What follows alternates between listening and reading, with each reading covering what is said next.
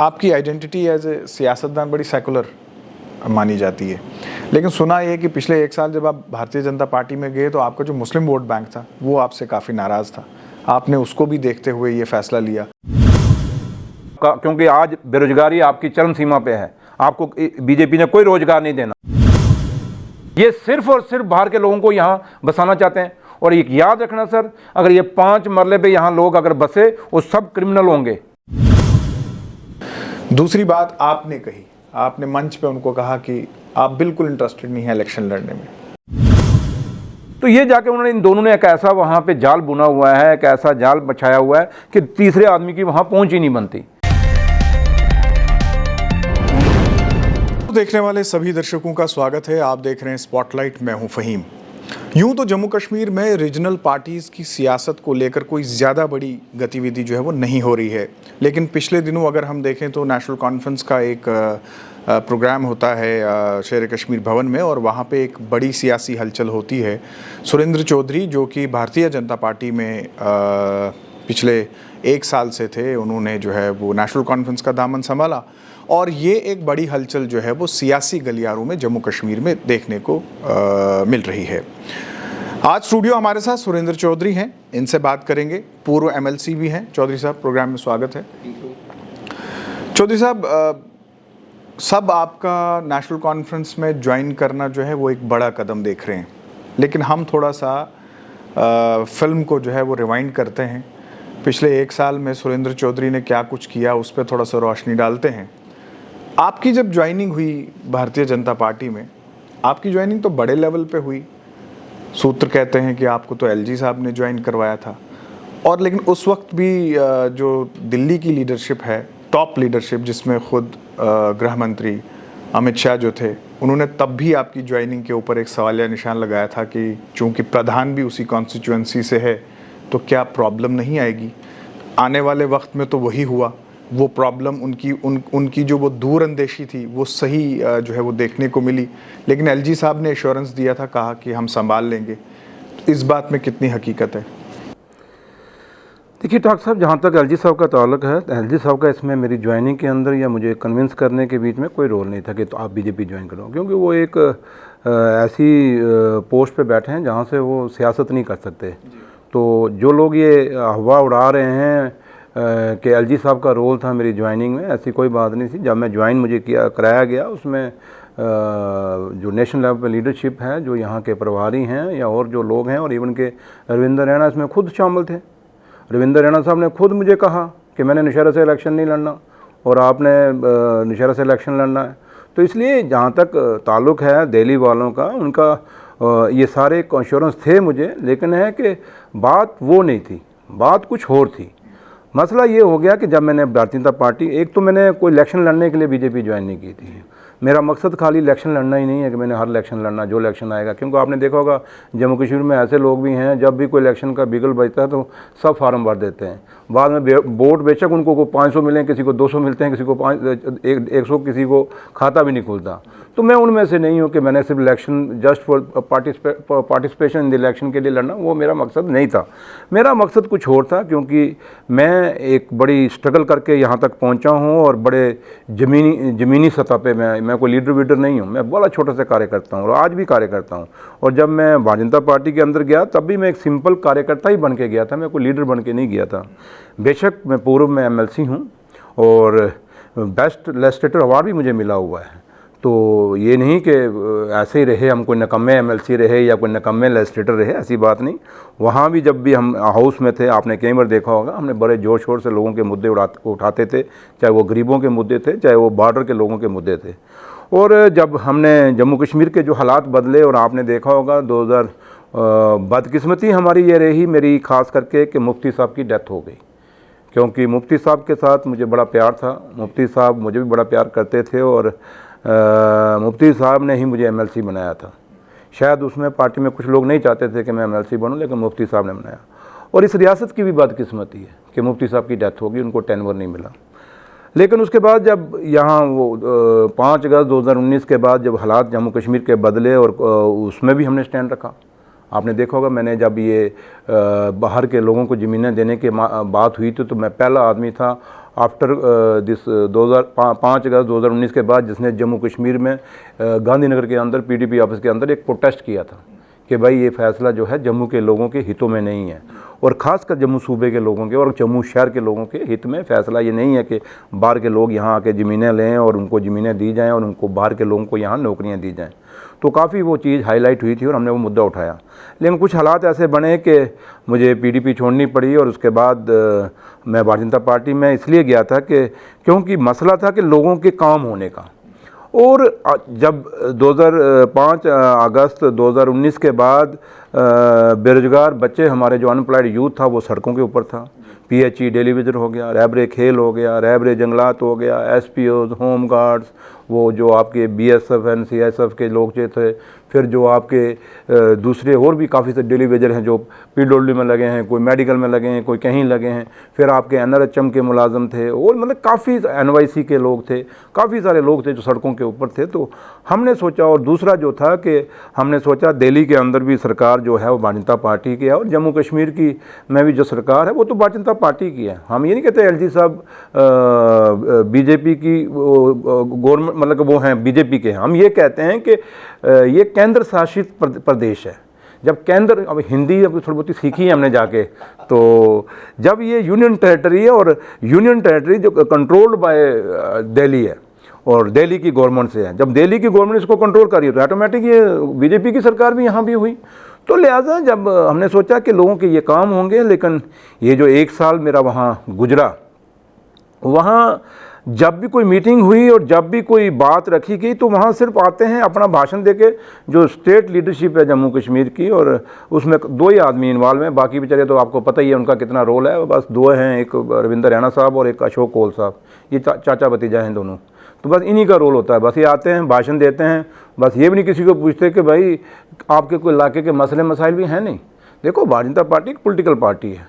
जब political party है तो उसमें ये बातें तो होती हैं कि ऑर्गेनाइजेशन को कैसे मजबूत करना है, आपने पन्ना प्रभारी कैसे लगाने हैं, आप पोलिंग बूथ प्रेसिडेंट कैसे बनाने हैं, आपने मंडल कमेटियाँ कैसे बनानी है, डिस्ट्रिक्ट, ये सब कुछ मैं उनसे सीख के आया उनसे। तो ये पन्ने पुन्ने सब बनाने, लेकिन उसके साथ ये भी तो पूछो कि लोगों की कोई प्रॉब्लम तो नहीं है, लोगों के कोई मसले मसाइल तो नहीं है। और आपने जम्मू कश्मीर क्या कि जम्मू हिंदुस्तान के इतिहास में पहले तो देखा होगा कि अगर कोई मुलाजम प्रोटेस्ट करते हैं तो वो राजभवन या चीफ मिनिस्टर रेजिडेंस के जाने के बजाय, या डिवकॉम के ऑफिस या डीसी के ऑफिस के जाने के बजाय वो बीजेपी ऑफिस के बाहर जाके प्रोटेस्ट करते हैं।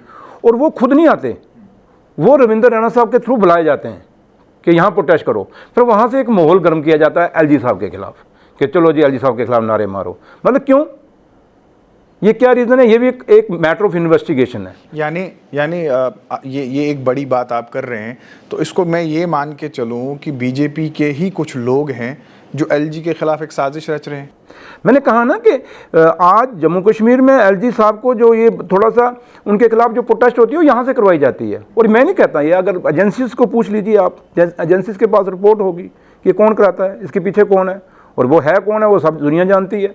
तो इसलिए मैंने कहा ना कि यहाँ लोगों के काम कराने के बजाय हम इस सियासत में पड़े हुए हैं जम्मू कश्मीर में, जो भारतीय जनता पार्टी के लीडरशिप है, जो टॉप लीडरशिप 1-2 बंदों की है, वो इस माल में बने कि हम इन कुर्सियों पे कैसे बहाल रहे हैं, हमारी ये कुर्सियाँ कैसी बची रहे हैं, वो इस पॉलिटिक्स में पड़े रहते हैं। चौधरी साहब मुझे ये बताएं कि एक तरफ मैं वही आपको करना, तो जब ये पूरा माहौल हमने 1 साल में देखा और जिस मकसद से हम आए थे लोगों के काम के लिए, या अब जो मकसद लोगों के हैं, या जिस चीज़ के लिए सरकार है, पानी, बिजली, हॉस्पिटल, आपके सामने मेडिकल कॉलेज का क्या हालत है। और ये खाली जम्मू मेडिकल कॉलेज नहीं, आप डिस्ट्रिक्ट हेडक्वार्टर पे जितने भी मेडिकल कॉलेज हैं उनकी देखिए, उसके बाद जो छोटे पीएचसी हैं या सब डिस्ट्रिक्ट हॉस्पिटल उनकी हालत देखिए। मतलब उन पे कहीं कोई बातचीत कोई नहीं।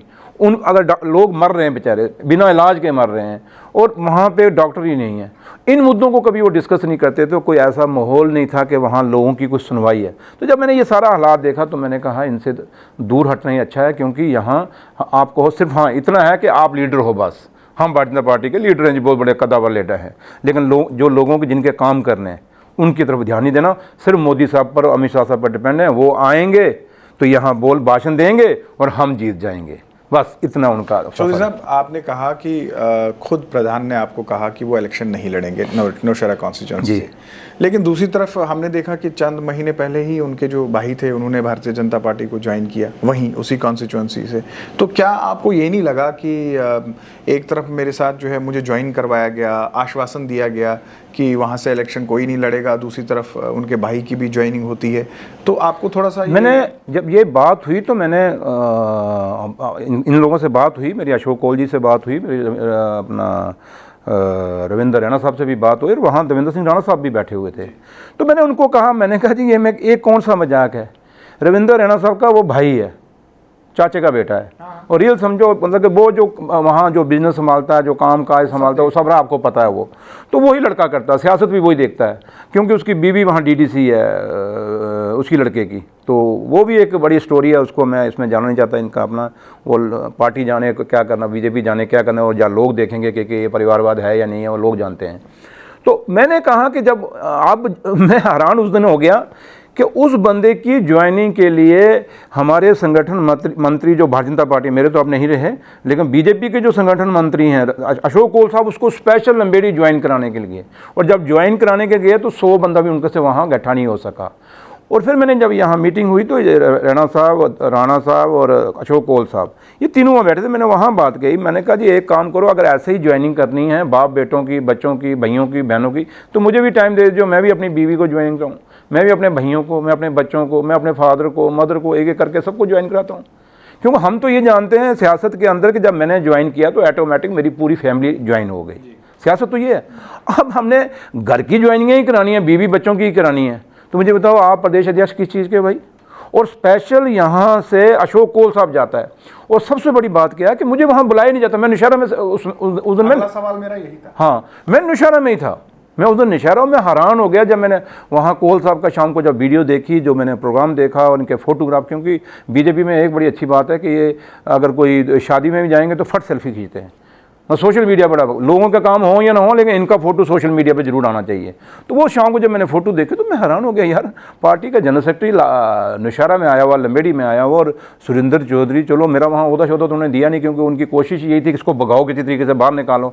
वो डे 1 से सिर्फ मुझे वो लाया था उन्होंने एक मेरी इमेज को गंदा करने के लिए, जो मैं आज समझता हूँ कि इसको डैमेज किया जाए। लेकिन आप भाइयों की दुआओं से, उस माता रानी की कृपा से, भगवान की मेहर से, और मेरे लोगों की दुआओं से, जो मेरे लोग मेरे साथ चलते हैं, मेरी इमेज ये को डेंट नहीं डाल सके। आज भी लोग मेरे साथ हैं, आपने देखा, माहौल भी देखते हो सारा, कितने लोग मेरे साथ ज्वाइन की, पंचों ने, बीडीसी ने कितना ज्वाइन किया, और उल्टा इनके लोग मैं साथ लेके गया हूँ। तो वो जब हुई तो मैं हैरान हो गया, ये मैंने उनको कहा। फिर क्या हुआ कि अब लेटेस्ट जो हुआ, जब बात हुई तो मेघवाल साहब जो लॉ मिनिस्टर हैं, यूनियन लॉ मिनिस्टर हैं दिल्ली से, वो आए रजौरी पुंछ के टूर में, और पुंछ में उनका जो जलसा वो आपने देख लिया, 3000 कुर्सी थी, तो 800 वहाँ टोटल लोग थे वहाँ, वो 20 मिनट भी नहीं रुके मेघवाल साहब, इतना वहाँ बुरा हाल है रजौरी पुंछ के इनका। तो वो जब लंबेड़ी में एक रोड है दंदानी में, नेशनल हाईवे से 17 माइल पे रोड है, और वो दंदानी को जाती है, वो रोड पता नहीं कब है, मैंने 2008 में सियासत शुरू की, 18-19 साल हो गए हैं, उससे पहले वो रोड बनी हुई है। तो उस पर सिर्फ थोड़ी से कोई एक किलोमीटर लुक डाल के शुरू में ही उनसे रिबन कटाया गया, जी नई रोड बनाई गई है। चलो ठीक है, आपने वो ड्रामा, ये ड्रामा करते ही हैं किया। 50 बंदे टोटल नहीं थे जनाब उस, वहाँ पे आप वो वीडियो देख सकते हो, वो फोटोग्राफ्स इनके आईडीज़ पे देख सकते हो, बंदे नहीं थे। और वहाँ भी मैं उस दिन इशारा में, मुझे नहीं बताया गया कि मेघवाल साहब आ रहे हैं, तो आप भी यहाँ लंबेड़ी में आ जाओ। मैंने क्या करना। लेकिन चौधरी साहब, ये सिर्फ मेघवाल साहब की रैली तक ही सीमित नहीं रहा, बल्कि उसके अलावा भी पुंछ रजौरी काफ़ी गर्म रहा, बहुत सारे केंद्र मंत्री जो थे वहाँ पे आए, हमने आपको कहीं पे भी जो है, मैं वही कह रहा हूँ, मैं वही नहीं, ये तो लेटेस्ट में बता रहा हूँ, उससे पहले तो हो ही रहा था ना जो कुछ हो रहा था। मैंने आपको बताया ना कि कौल साहब जा रहे हैं, मंत्री जा रहे हैं, MP, मुझे कोई नहीं बुला रहा, इवन कि इनके डिस्ट्रिक्ट ने मुझे नहीं बुलाते। तो फिर क्या हुआ कि जब मेघवाल साहब गए, उसके दूसरे दिन युगल किशोर MP हैं जो, वहाँ उन्होंने वर्कर मीटिंग ली नौशहरा ठाकुर द्वारे के अंदर, वहाँ भी मुझे नहीं बुलाया गया। फिर एक दिन गुलाम नबी खटाना साहब को इन्होंने भेजा, 2 मीटिंगें खैड़ी में की, एक लाम हमारा ऊपर बॉर्डर बेल्ट है जो मुस्लिम बेल्ट है, वहाँ भेजा। इन्होंने सोचा खटाना साहब जाएगा, पता नहीं कितना गुजर बकरवाल बाहर आ जाएगा। और जनाब वो लोग मेरे से दिली जुड़े हुए हैं, वो आपके इस ड्रामे से थोड़ा आते हैं। खटाना साहब ठीक है, शरीफ आदमी है बेचारा, इतना शरीफ है कि उसको जितना अमित शाह साहब आए उसको कुर्सी ऊपर नहीं दी बेचारे, अमित साहब उसको ढूंढ रहे हैं, मतलब कि होम मिनिस्टर ढूंढ रहा है खटाना साहब को, तो इन्होंने ऐसी सियासत की कि उसको ऊपर ही नहीं आता कि ये लीडर ना बन जाए। मतलब इनको ये अपने आप को इनसिक्योरिटी फील करते हैं कि कोई बंदा आगे आएगा, आगे निकल जाएगा, हम वो हमारे नीचे रहना चाहिए। जब ये लास्ट ये जब खटाना साहब का भी टूर हुआ, उस दिन भी मैं निशारा में था। मतलब ये 5-6 हादसे ऐसे हो गए लगातार। फिर मैंने सोचा, मैंने कहा सुरेंद्र चौधरी, अगर आपकी यही यहाँ कीमत है इनके पास, तो फिर बैठना क्यों? और हम वो नहीं है कि चुप करके, मसला हमारा, हम तो लोगों के लिए है, मेरा पर्सनल इंटरेस्ट तो है नहीं। मतलब ना आपने लोगों की सुनवाई करनी, ना लोगों के काम, आपको हम लेके जाते थे लोगों के काम करने, ना आपने हमें कहीं पूछना, जब भी कोई जम्मू में मीटिंग हो तो तब भी इग्नोर करना। तो ये सब जब दौर चले तो मैंने कहा इससे अच्छा है कि बाहर जाके लोगों की बात तो रखेंगे ना, काम हो या ना हो, लेकिन ये तो हम कह सकेंगे कि लोगों के साथ जाति कितनी हो रही है। चौधरी साहब, मई के महीने में जब आपकी क्लोज डोर मीटिंग हुई, जिस मीटिंग का आपने भी जिक्र किया, उसमें रविंद्र रैना भी थे, अशोक कोल भी थे, देवेंद्र सिंह राणा भी थे, उस मीटिंग में तो आपको काफ़ी एश्योरेंसेस दी गई थी। ना ना ना ना, वहाँ तो सीधा मुझे रविंद्र रैना साहब को मैंने कहा कि भाई ये जो चेयर जिस पर आप बैठे हो, यहाँ बड़े बड़े लोग बैठे, प्रोफेसर चमला गुप्ता साहब इस चेयर पर बैठे थे, दयाकृष्ण कोतवाल साहब है, वैद विष्णुदास साहब, मतलब बड़े अच्छे अच्छे लोग यहाँ बैठे हैं इस चेयर के ऊपर। प्रोफेसर निर्मल सिंह यहाँ इस चेयर पे रहे। लेकिन उस मीटिंग की बैकग्राउंड क्या है? मैं वही बता रहा हूँ आपको ना कि उसमें ये चीज़ें चली थी ना कि एक मेरी वीडियो वायरल हुई थी, किसी चैनल ने न्यूज़ चलाई थी कि सुरेंद्र चौधरी पार्टी छोड़ सकता है। तो वो बेसिकली सच था। उसमें मेरे चल रहा था माहौल कि मैंने छोड़नी है। तो मैंने जब इनकी मीटिंग मेरी हुई, तो उस मीटिंग में जब मैं गया तो वो सारी उस मीटिंग में रविंद्र रैना साहब को जब मैंने ये बात कही तो मुझे कहता है, नहीं जनाब मैं भी तो काबिल हूँ, तभी 6 साल से मैं यहाँ इस चेयर पे हूँ। मैं क्या, आप काबिल नहीं हो, आप पार्टी को बर्बाद कर रहे हो, ख़त्म कर रहे हो। ये कोल साहब के सामने और देवेंद्र सिंह राणा साहब के सामने बात हुई, लेकिन तब भी कुछ नहीं। मैं उस बंदे के अंदर इतनी ईगो, इतना घमंड, इतनी मतलब कि वो था कि मैं मेरे जितना काबिल इंसान कोई नहीं। काबिल कितना है अब दुनिया जानती है, वो नाचने से या ड्रामे करने से या शेर आया करने से थोड़ा कुछ होता है। आपकी डिलीवरी क्या है? सियासत में डिलीवरी चाहिए होती है, भाषण नहीं चाहिए होते। आप भाषण जितना मर्जी लच्छेदार दो, लेकिन अगर आपकी डिलीवरी नहीं है, लोगों को आपकी लीडरी का फ़ायदा को नहीं, तो लीडर आपको, वो लोग फिर आपको पूछते भी नहीं है। तो इसलिए ये वो जो मीटिंग थी उसमें कोई मुझे इंश्योरेंस नहीं मिला। सिर्फ आई डिस्कशन हुई तो कोई बेसिकली क्या है कि जम्मू कश्मीर में जो आज की बीजेपी जो लीडरशिप है, जो ऊपर 1-2 बंदे हैं, इनके अंदर मैच्योरिटी नहीं है। एक होता ना पॉलिटिकल सोच होती है कि भाई हमने क्या करना है, कैसे लोगों को जोड़ना है, कैसे करना, वो बात नहीं। ये सिर्फ एक डंग टपा रहे हैं, और डंग ये टपा रहे हैं कि हमारा दिन अच्छा निकलना चाहिए, हमारी कुर्सी, और ये दोनों का सारा है। बेसिकली क्या है, दिल्ली जब कोई रिपोर्ट मांगती है इन दोनों के थ्रू जानी है। इनसे जो रिपोर्ट मांगता तब ये खुद ही जाके देते हैं। अगर कोई मीटिंग जम्मू दिल्ली में होती है तो यही जाते हैं। तो ये जाके उन्होंने, इन दोनों ने एक ऐसा वहाँ पे जाल बुना हुआ है, एक ऐसा जाल बिछाया हुआ है कि तीसरे आदमी की वहाँ पहुँच ही नहीं बनती। जिससे आज देखें बीजेपी के अंदर बड़े अच्छे अच्छे काबिल लीडर हैं, बड़े अच्छे अच्छे लीडर हैं जिन्होंने आज तक बीजेपी के कितने पुराने साथियों चल रहे हैं।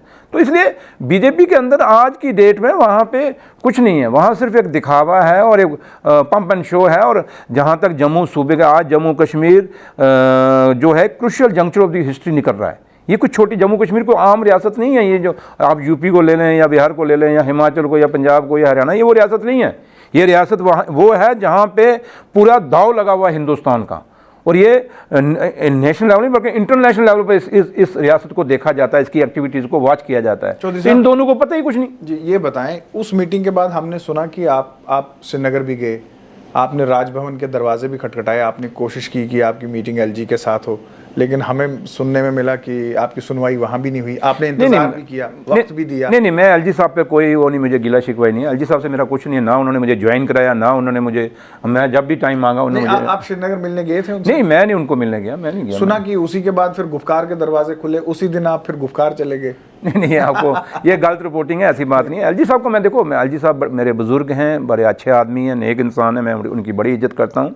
और लेकिन है कि एलजी साहब का इसमें रोल नहीं, इसमें जो रोल है, और रविंदर, अगर आज मैंने पार्टी छोड़ी है, रविंद्र रैना और अशोक कोल की जिम्मेवार हैं इसके लिए। और मैं किसी को जिम्मेवार नहीं मानता, ना मैं तरुण साहब को मानता हूँ, ना किसी और लीडर को मानता हूँ। मैं सिर्फ और सिर्फ रविंद्र रैना और अशोक कोल को मानता हूँ जिम्मेवार, क्योंकि ये किसी को बर्दाश्त नहीं करें। मुझे तो क्या, मैं तो हूँ कि जो बाहर आ गया हूँ, ऐसे हैं जो मेरे कंटेक्ट में अभी भी हैं, मुझे फ़ोन करते हैं यार हमारा भी कोई जुगाड़ बना। मैं काफ़ी सर, और ये मैं आपको बोलूँ, एक बड़ा फ्लड गेट खुलेगा, आप थोड़े दिन ठहर जाओ, ये भारतीय जनता पार्टी को संभालने मुश्किल हो जाएंगे। और आपको मैं बोलूँ, कभी आप एक थोड़ा सा नार्को टेस्ट कराओ, जो इनके पुराने वर्कर हैं वो भी दुखी हैं इनसे। देखो ना, पुराने लोग वहाँ जो बीजेपी के अंदर लोग हैं, जो लीडर हैं, उनके बच्चे जब वो सियासत में आए थे बच्चे छोटे थे, आज उनके बच्चे बड़े हो गए हैं। आज उन बच्चों को नौकरी चाहिए, जॉब चाहिए। वो बच्चे को जॉब मिल नहीं रहा, नौकरी है ही नहीं जम्मू कश्मीर में। कहाँ नौकरी है सर आज की डेट में? अदर से आप अच्छा, वहाँ से सर्विस सिलेक्शन बोर्ड का हाल ये है कि एक ऐसी ब्लैक लिस्टेड कंपनी को इन्होंने ठेका दिया हुआ, ऑलरेडी वो ब्लैक लिस्टेड है, तो एक दिन उसी से एग्ज़ाम कराते हैं, दूसरे दिन कैंसिल करते हैं। तो वो लोगों का खर्चा कहाँ जा रहा है? फिर तो आप देखें CUET का, आज गरीब का बच्चा बड़ी मुश्किल से एक दिहाड़ीदार ने पाई जोड़ के अपने बच्चे को 12th पास कराई, तो आज आप कहते हो जी पंजाब में जाके एग्ज़ाम दो। और पंजाब में ये हालत हुई कि बड़ी मुश्किल, उन्होंने किसी ने अगर कोई जुगाड़ किया भी 5-6 हज़ार का, जाके खर्चा तो होता ही है। जैसे वो लखनपुर पहुँचे वापस शाम को, पीछे रिजल्ट निकल गया, आधे फेल हो गए बेचारे, टेंशन हो गई। कितना नौजवान आज डिप्रेशन में जा रहा है सर, कितना नौजवान नशे के साथ जुड़ रहा है इस बेरोजगारी के कारण। हाँ ज़रूर है, एक बात ज़रूर है कि रविंदर रैना साहब को मैं कहना चाहूँगा कि आपको, अशोक को मुबारकबाद है कि आपने इतनी वाइन शॉपें जम्मू कश्मीर में खोल दी और इतना नशा अपने जम्मू कश्मीर में भेज दिया कि हमारी आने वाली नस्लें यहाँ पे पहचानना ही मुश्किल हो जाएगा कि ये नौजवान है कि ये बूढ़े, क्योंकि नौजवान अपनी टांगों पर नहीं खड़ा हो पाएगा, नशेड़ी इतना हो जाएगा। तो लेकिन ये कभी बयान देते हैं?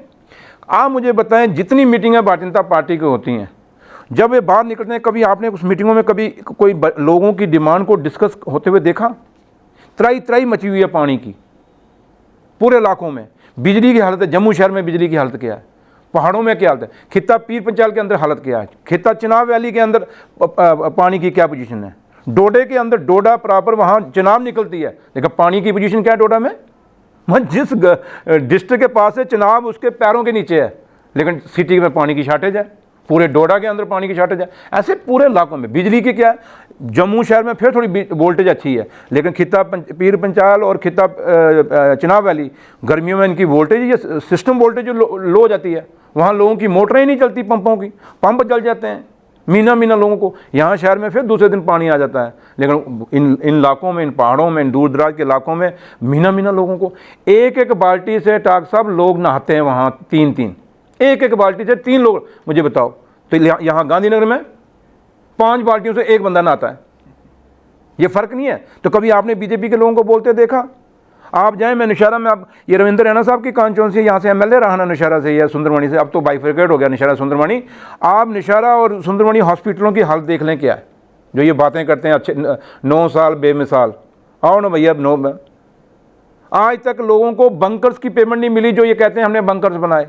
ये रविंदर रैना की कॉन्स्टिट्यूंसी की बात कर रहा हूँ, ये 9 साल की बात करते हैं, पहले इसका जवाब दे दे। कभी अगर आपसे इंटरव्यू होगा तो ये पूछना सवाल कि आपकी कॉन्स्टिट्यूंसी में आज भी बंकर्स की पेमेंट नहीं हुई, और जो बंकर्स बने वो पिक एंड चूज बेसिस पे बने, जहाँ जरूरत थी वहाँ बंकर बने ही नहीं, जहाँ नहीं जरूरत थी वहाँ बंकर बने।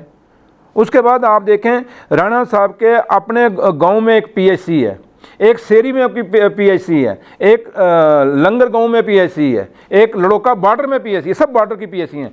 मतलब वहाँ डॉक्टर नहीं है, इंफ्रास्ट्रक्चर नहीं है, वहाँ स्टाफ नहीं है, तो ये कौन से 9 साल बेमिसाल बना रहे हैं सर?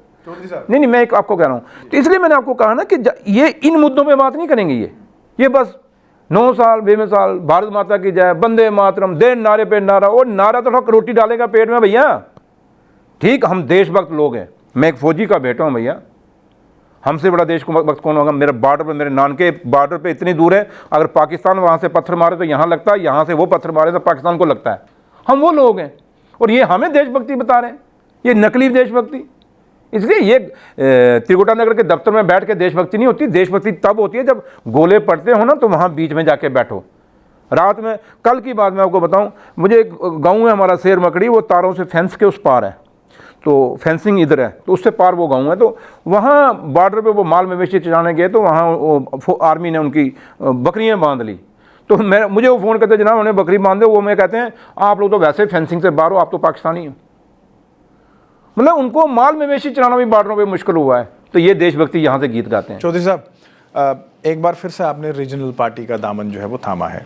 इससे पहले आप पीपल्स डेमोक्रेटिक पार्टी के साथ भी रहे, अच्छा वक्त आपने काफ़ी लंबा अरसा वहाँ पे भी निकाला, आप मेंबर लेजिस्लेटिव काउंसिल भी रहे।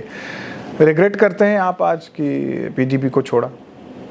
देखिए, मैंने कहा ना, हालात ही बदल गए। जब मुफ्ती साहब की डेथ हुई तो हालात ही बदल गए। आज मुफ्ती साहब जिंदा होते तो शायद हालात कुछ और होते हैं। तो इसलिए मैं उस पर अब PDP, क्योंकि अब मैं उन पर ज़्यादा डिस्कस करना ही नहीं चाहता, क्योंकि अच्छा नहीं लगता। जो भी है, मेरी आदत नहीं है कि अब मैं आज कहूँ PDP ये है, वो है, फलान है, टींग है, नहीं। छोड़ दिया, घर छोड़ दिया, बस दैट्स ऑल। बीजेपी को मैं इसलिए कह रहा हूँ, देखिए मैं बीजेपी पे इसलिए मैं बीजेपी भी नहीं कर रहा, मैं रविंदर रैना, अशोक इसलिए कह रहा हूँ कि लोगों की बात करो भाई, तुम्हारी सरकार है, आप कैसे डिनाई कर सकते हो जम्मू कश्मीर के अंदर आपकी सरकार नहीं? तो इसलिए मैं बात कर रहा हूँ, अगर ये इनकी यहाँ सरकार होती तो मैं इनसे इनके बारे में भी मैं डिस्कस ना करता। तो इसलिए मेरा फंडा बड़ा क्लियर है भाई जी। मैं बड़ा देखिए, हम बड़े गरीब परिवार से यहाँ तक पहुँचे हैं, और मैं उनकी तरह नहीं हूँ जी हमारे मकान की चारदीवारी भी नहीं है, मैं उनमें से नहीं हूँ भाई। चारदीवारी मकान जो बनता है चारदीवारी तो बनती ही है। तो इसलिए ये ड्रामेबाजी जम्मू से यहाँ से भेज के अपना यहाँ से कुछ मीडिया वालों को, अब मैं वो कहना नहीं चाहता, अच्छा नहीं लगता आपके इस प्लेटफॉर्म से कि वो जो मीडिया यहाँ से जम्मू से स्पेशल, जैसे निशारा में मीडिया ही नहीं है, जो पोर्टल यहाँ से जाते हैं वो पोर्टल तो वहाँ भी हैं, उन्हीं से कवरेज करा लेनी थी। तो जाके जो कुछ किया आपके सामने, मैं उस डिस्कशन में जाना नहीं चाहता, अच्छा नहीं लगता। वो उनके फादर मदर को प्रणाम करता हूँ, मेरे बुजुर्ग हैं, बहुत सिंपल और बड़े सादे से लोग हैं, बड़े धार्मिक लोग हैं। तो मुकाबला तो मेरा तो रविंद्र रैना का, आप मेरी तो हम दोनों बात करते हैं, हम माँ बाप को बीच में क्यों डालें? तो लेकिन उनके माँ बाप को मैं आज भी दिल से उनके पाँव में हाथ लगा के, चरणों में लगा के उनको प्रणाम करता हूँ। लेकिन रविंद्र रैना से एक एक सवाल सख्ती से पूछूं, और आने वाला वक्त जो है इसको जवाब देना पड़ेगा। सियासी गलियारों में ये चर्चाएं हैं कि सुरेंद्र चौधरी की तीसरी आंख है। कहते हैं जब कांग्रेस इक़्तिदार में होती है तो वो कांग्रेस में जाते हैं, जब बीजेपी का दबदबा था बीजेपी में जाते हैं, और जब पीपल्स डेमोक्रेटिक पार्टी हुकूमत में थी तब पीडीपी में जाते हैं, और अब तीसरी आंख उनकी ये कहती है कि शायद नेशनल कॉन्फ्रेंस का दबदबा है तो इसलिए वो नेशनल कॉन्फ्रेंस। नहीं, ये किसी ने आपको झूठ बोला, गलत इन्फॉर्म किया आपको। और ये क्योंकि बीजेपी के आईटी सेल है, ये एक व्हाट्सएप यूनिवर्सिटी है इनकी झूठ फैलाने में, और जब इन पे अटैक करो ना फिर कहते हैं जी हम ये करेंगे वो करेंगे। तो इसलिए मैं इनकी व्हाट्सएप यूनिवर्सिटी पर वो नहीं करता। हाँ, कांग्रेस में नहीं रहा, मैं पीडीपी में रहा हूँ, इसमें कोई शक नहीं। लेकिन मैं एक्चुअली बोलूँ डॉक्टर साहब, मेरी सियासत शुरू ही नेशनल कॉन्फ्रेंस से हुई थी 95 में, जब मैं यूनिवर्सिटी में नौकरी करता होता था। और मैं आपको बता दूँ, शायद आपको पता होगा कि जम्मू एग्रीकल्चर यूनिवर्सिटी, जो शेर कश्मीर एग्रीकल्चर यूनिवर्सिटी बाइफ्रिकेट हुई, इसका आंदोलन मैंने किया हुआ है। जम्मू की डिस्क्रिमिनेशन के खिलाफ अगर कोई लड़ा तो I was the first man. और मैं आज भी उन लोगों को याद करता हूँ, बाबू परमानंद को, पंडित मंगतराम शर्मा साहब को, पंडित त्रिलोचन दत्त को। ये वो लोग थे जिन्होंने, सरदार हरवंश सिंह जी हैं, और काफ़ी सारे लीडर थे जिन्होंने इसमें अपना चैम्बर्स के प्रेसिडेंट होते थे, अपना क्या नाम है उनका, राम साय साहब, मतलब कि एक लीडर थे जिनका कद था। प्रोफेसर चमनलाल गुप्ता, मतलब कि मैं नाम गिना रहा हूँ पर लंबी चौड़ी लिस्ट है। उसमें इन लोगों ने हमें जम्मू शहर में सपोर्ट की थी। हमने उसमें जम्मू शहर बंद किया था।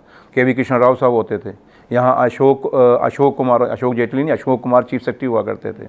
तो उसमें ये यूनिवर्सिटी हमने बनवाई।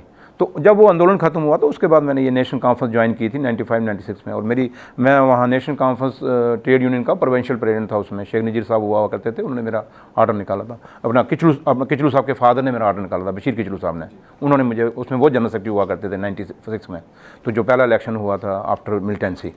तो इसलिए मेरा कांग्रेस से तो विचारों से क्या है, हाँ ये है कि मेरे इलाके में कांग्रेस मास्टर बेराम जी के कारण निशारा में कांग्रेस बड़ी मजबूत थी, और वहाँ वो 48 साल उन्होंने हुकूमत की, और बड़े हमारे वो डायनामिक लीडर थे, बड़े ऑनेस्ट लीडर थे।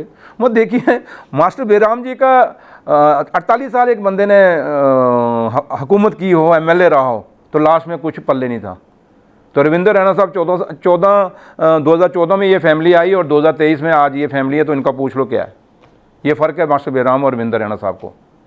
तो इसलिए बातें बड़ी हैं, लेकिन है कि वक्त आएगा करेंगे, ऐसी बात नहीं। लेकिन मैंने इशारे में आपको कह दिया है।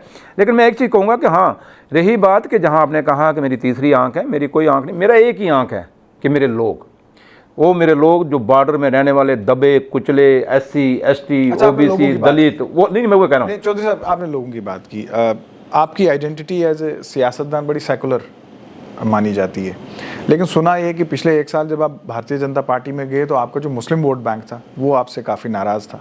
आपने उसको भी देखते हुए ये फैसला लिया कि वो लोग आपसे दूर हो रहे थे। नहीं, वो नाराज़ नहीं थे बेचारे, मेरी मीटिंग में आते थे, लेकिन दुखी थे। मुझे कहते सर कहाँ इस घुस गए हम लोग, मतलब उन्होंने बेचारों ने मुझे, वो मेरे साथ ही थे, मतलब जाना उन्होंने कहीं नहीं था। मैं बीजेपी में रहता तब भी मेरे साथ थे, लेकिन वो घुट रहे थे एक किस्म के। क्यों कि आज जम्मू कश्मीर वो आज तो उन्होंने UT बना दी, वो रियासत है जहाँ शेर और बकरी ने गट्ठा पानी पिया हुआ है। ये रघुनाथ मंदिर जहाँ पे है आज, यहाँ भी यहीं तो शेर बकरी ने गट्ठा पानी पिया था ना, जहाँ बाद में महाराजा साहब ने मंदिर बना दिया इसको। तो ये वो रियासत है। तो इसलिए हमारा कल्चर है कि अगर मुसलमान किसी की डेथ होगी तो वहाँ कब्र पे जाके हमने मट्टी देनी है। हमारे हिंदुओं में किसी की डेथ होगी तो वो घर से लकड़ लाते हैं, तो आके यहाँ देते हैं। तो हमारा एक मिल बर्तन है, वो मिल बर्तन भी ये अब ख़त्म करने पे आ गए हैं। मतलब एक दूसरे को शक की नज़र से देखना शुरू हो गए। और आपने देखा पीछे जो हालात बन गए, रजौरी पुंछ में कभी मिलिटेंसी नहीं थी, और आज जम्मू राजौरी पुंछ में इतनी मिलिटेंसी हो गई है कि इतना बुरा हाल है। राणा साहब कहते थे, इनको बोलो, कहते थे कि एक मुंडी के पीछे हम 10 मुंडियाँ लाएंगे। तो राणा साहब को बोलो, ये बीजी में जब हमारे फौजी शहीद हो गए उनकी मुंडियाँ कितनी है, उनके बदले में कितनी मुंडियाँ आई। बुद्धल के अंदर हमारे फौजी शहीद हो गए, उनके बदले में कितनी मुंडियाँ आई। ये छोटे छोटे बच्चे हमारे बेचारे शहीद हो गए यहाँ पे ढूंगी के अंदर, कितनी मुंडियाँ उसके बदले में आई। उससे पहले जो बीजेपी का एक मंडल प्रेसिडेंट है बेचारा, उसका बेटा शहीद हो गया, छोटा सा ग्रेनेड फटा था, तो उसके शहीद होने पर कितनी मुंडियाँ आई। उसके पहले 2 लड़के हमारे SC कम्युनिटी के वहाँ राजौरी के अंदर मर गए, शहीद हो गए बेचारे, उन पर कितनी मुंडियाँ आई। कभी बोला आपने, सुना इनका बयान? मतलब लोगों के बारे में इनका कभी बयान नहीं आया। तो बस भारत माता की जय, वंदे मातरम जय, बस उसके बाद मीटिंग खत्म। ओ यार जी, तो लोगों पे बात करो। बिल्कुल बिल्कुल। आखिर में आपकी जिस दिन ज्वाइनिंग हुई नेशनल कॉन्फ्रेंस में, 2 बड़ी बातें। एक, उमर अब्दुल्ला साहब ने कही कि आप जब ज्वाइन करने लगे थे, जब माहौल बन रहा था, तो बहुत ज़बरदस्त दबाव आपको आया ज्वाइन करने से पहले। दूसरी बात आपने कही, आपने मंच पे उनको कहा कि आप बिल्कुल इंटरेस्टेड नहीं हैं इलेक्शन लड़ने में। तो इस बात में कितनी सच्चाई? मैं आपको बोलूँ ना, मेरा आज ये जो सियासत है ना, मैं आपको दिल से कहूँ, मैं बड़ा अलग से एक किस्म का आदमी हूँ, इंसान हूँ। मैंने कहा ना, मैं लीडर नहीं, मैं बड़ा छोटा सा कार्य करता हूँ। मतलब जब आज का माहौल देखो ना, ये माहौल नहीं है डेमोक्रेसी। देखो डेमोक्रेसी जो है ये विचारों की लड़ाई है, सियासत विचारों की लड़ाई है। ये नहीं कि कोई अपना विचार रखा तो शाम को उसको अंदर ठोक दो। ये कौन सी सियासत है यार? ये देश है, largest democracy in the world है। हमारे बुजुर्गों ने कुर्बानियाँ दी। अगर यही चीज़ करनी थी तो यही तो काम तो अंग्रेज भी कर रहे थे। अंग्रेज भी किसी को बोलने थोड़ा देते थे, जो बोलता था उठा के अंदर ठोक देते थे, या उनको मरवा देते थे। तो आज हम अगर जम्मू कश्मीर में कोई बात रखता है तो उसको सुनिए। और आज अब जब हम बात कर, देखिए जहाँ तक आकर मैंने नेशनल कॉन्फ्रेंस ज्वाइन की, तो मैं आपको एक चीज़ कहूँ कि नेशनल कॉन्फ्रेंस के दौर में जब उमर साहब चीफ मिनिस्टर थे, आपके सामने, आप जानते हैं ना, आप बड़े सीनियर जर्नलिस्ट हैं ताक साहब, 750 एडमिनिस्ट्रेटिव यूनिट बनाई इन्होंने। नहीं, वो क्या था? Decentralization of power. लोगों की एक मोनोपोली थी तहसीलों के ऊपर, आपके वीडियो ब्लॉगों के ऊपर, नियामतों के ऊपर। ये सारी किसने बनाई? ये कोई छोटी बात है। और जब बीजेपी की यहाँ आज तक ये सरकार 9 साल बेमिसाल करती है ना, आज तक भी आप एक सर्वे कर लो, जो नए एडमिनिस्ट्रेटिव यूनिट बने आज तक उनको उन तहसीलदारों को, कईयों को गाड़ियाँ नहीं मिली, कईयों को रहने को वहाँ बिल्डिंग नहीं है, कई ब्लॉकों में वीडियो को आज भी वहाँ रहने के लिए या बैठने के लिए दफ्तर नहीं है या गाड़ियाँ नहीं हैं। मतलब एडमिनिस्ट्रेटिव यूनिट उन्होंने बनाई, तो आपने क्या किया? शेर कश्मीर एम्प्लॉयमेंट पॉलिसी किसने बनाई? उमर साहब ने बनाई। उसमें कितने लोगों को फ़ायदा हुआ? कितने अनएम्प्लॉयड यूथ को फ़ायदा हुआ? 1 लाख मुलाजमों को उस समय उन्होंने गवर्नमेंट नौकरियां दी थी। इन्होंने कौन सी दी? 50,000 आदमी प्राइवेट सेक्टर में लगा था, इन्होंने कौन सा लगाया? देना डाटा। मतलब आज नेशनल कॉन्फ्रेंस ज्वाइन करने का एक मकसद है। सैफरॉन आपके सामने ख़त्म हो रहा है सर, पूरी खेती खत्म हो रही है, बासमती पूरी खत्म हो रही है, नए नए बैंकेट, बासमती ज़मीन के ऊपर जहाँ बासमती उगती है वहाँ नए बैंकेट हॉल बन रहे हैं, नए कॉलोनियाँ बन रही हैं। उसको रोकने के लिए इन्होंने कुछ किया? सैफरन को वहाँ नई कॉलोनियाँ कट रही हैं, इन्होंने रोकने किया? ये तो हमारी धरोहर है ना, आरसपुरा की बासमती और कश्मीर का सैफरन, या किश्तवाड़ में भी। तो इनको बचाने के लिए उन्होंने क्या किया? उसके बाद आप देखें कि आज भी जब ये बात करते हैं, अगर किसानों की बात करें तो 4 लाख किसानों को क्रेडिट कार्ड किसने दिए?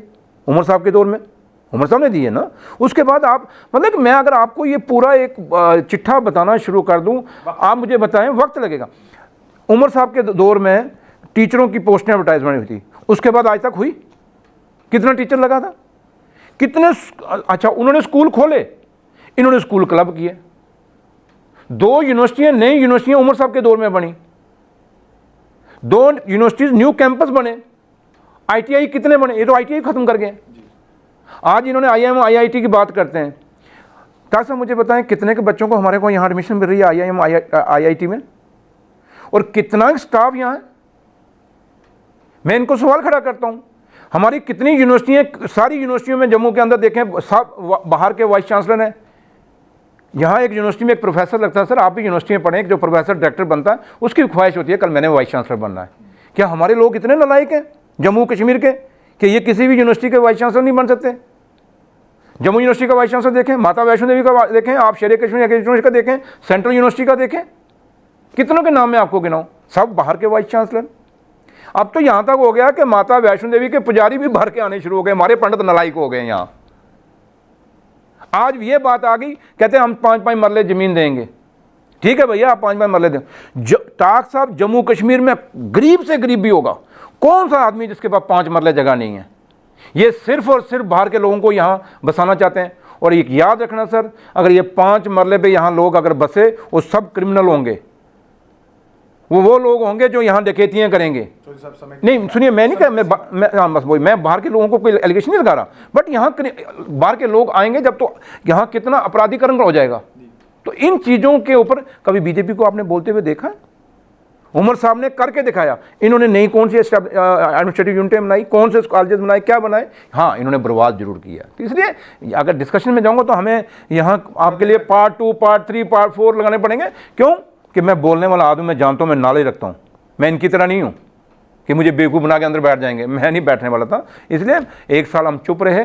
और आपकी बात सही है कि मैं एक सेकुलर लीडर हूँ, मेरे साथ हिंदू भी है, मुसलमान भी है, सिख भी है, ईसाई भी है। और हम शेर कश्मीर शेख अब्दुल्ला का वो नारा जो हिंदू मुस्लिम सिख के साथ, हम उसी को लेके चल रहे हैं।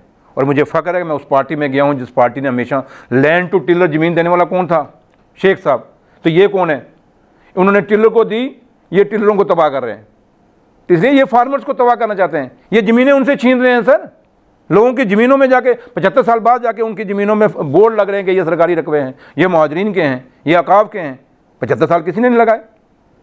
इसलिए ये बातें करने में बड़ा लंबा एक दौर चाहिए। तो लिहाजा मैं एक ही बात आपके इस चैनल के माध्यम से जम्मू कश्मीर के, खासकर जम्मू के यूथ को मैं कहूँगा, आइए बाहर निकलिए, इकट्ठे होइए आपका, क्योंकि आज बेरोजगारी आपकी चरम सीमा पे है। आपको बीजेपी ने कोई रोज़गार नहीं देना। हाँ, ये ज़रूर है कि आज जम्मू कश्मीर में नौजवानों को बीजेपी ने अगर दिया तो सिर्फ और सिर्फ वाइन शॉपें और ड्रग्स दिया है। और इस ड्रग्स और शराब से अगर अपने बच्चों को बचाना है जम्मू के लोगों ने, तो अपने बच्चों को बचाना है, तो आइए इस बीजेपी को लखनऊ पार करिए, तभी आपको फ़ायदा होगा। चौधरी साहब, सियासतदान का जो मार्क्स कार्ड होता है ना, उसमें बहुत सारे एग्जामिनर्स होते हैं, वो होती है जनता। अब आने वाला समय ही बताएगा कि अगर तो आपके फॉर्म लगते हैं, अव्वल तो यहाँ लगता नहीं है कि आपके इम्तिहान होंगे। हाँ, कोई दूर दूर तक ऐसा लग नहीं रहा कि जम्मू कश्मीर में इलेक्शंस होंगे, लेकिन जब भी इलेक्शंस होंगे तो आने वाला समय ही बताएगा कि सुरेंद्र चौधरी का जो मार्क्स कार्ड है वो कितना स्ट्रांग है, उसमें कितने मार्क्स आपको मिलते हैं। ये तो आने वाले वक्त ही बताएगा। आपने समय दिया, आपका बहुत बहुत। मैं लास्ट में एक ऐड करूँगा, ये बार बार कहते हैं 50 पार। ठीक है भैया, आप 50 पार के आप 90 पार ले जाओ, इलेक्शन तो करवा दो। वो आपकी बात के लोगों ने फैसला करना है। जी, आपने समय दिया, आपका बहुत बहुत थैंक यू जी। तो ये हैं सुरेंद्र चौधरी, जो कि हाल ही में नेशनल कॉन्फ्रेंस में शामिल हुए हैं, और इनका ये मानना है कि आने वाले समय में जम्मू कश्मीर की जनता फैसला करेगी कि यहाँ पे जो शासन हुआ, किसका शासन जो है वो बेहतर हुआ। और जम्मू कश्मीर की जनता ये भी फैसला करेगी कि आने वाले समय में उनको किसकी सरकार जो है वो चाहिए। आप देखते रहिए न्यूज़ नाउ।